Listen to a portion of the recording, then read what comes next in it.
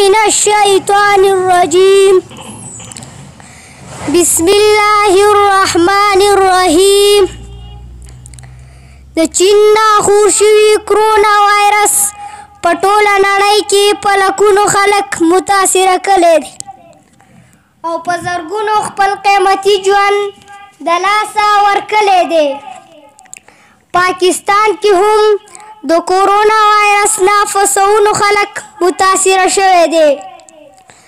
زمونږ او ستاسو ذمه داري ده چې د کورونا وایرس نه د ځان بچ کول دپاره احتیاطي تدبیرونه خپل کړو.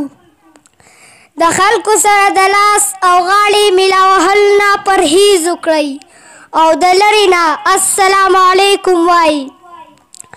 په کلا هوا کې پرنجې او ټوخی مه کوئ، بلکې د پرنجي او ټوخي په وخت خپلې خولې او پوزې ته د لاس نیولو په ځای رومال یا ټیشو ونیسئ او یا د فیس ماسک استعمال شروع کړئ. بار بار په سینیټایزر یا جراثیم کش صابون باندې خپل لاسونه د 20 سکندونو پورې په ښه ډول سره وینځئ.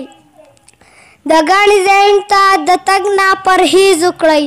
د قوت مدافع زیاتولو دپاره خپل خوب پوره کړئ او د وټامین سي نه ډک خوراکي شیان په خصوصي توګه سبزیان استعمال کړئ.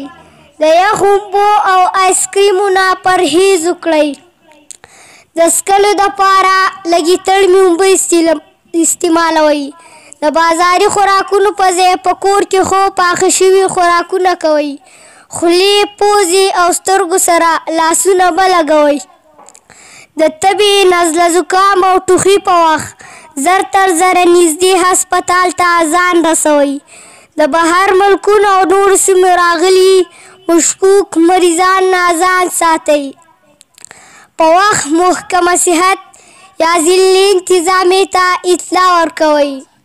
یاد ساتئ، احتیاط ژوند او بې احتیاطي مرګ ته دعوت ورکول. دا پیغام تاسو ته راماندل جامعه صوفا د وړاندې کړی شوله. والسلام.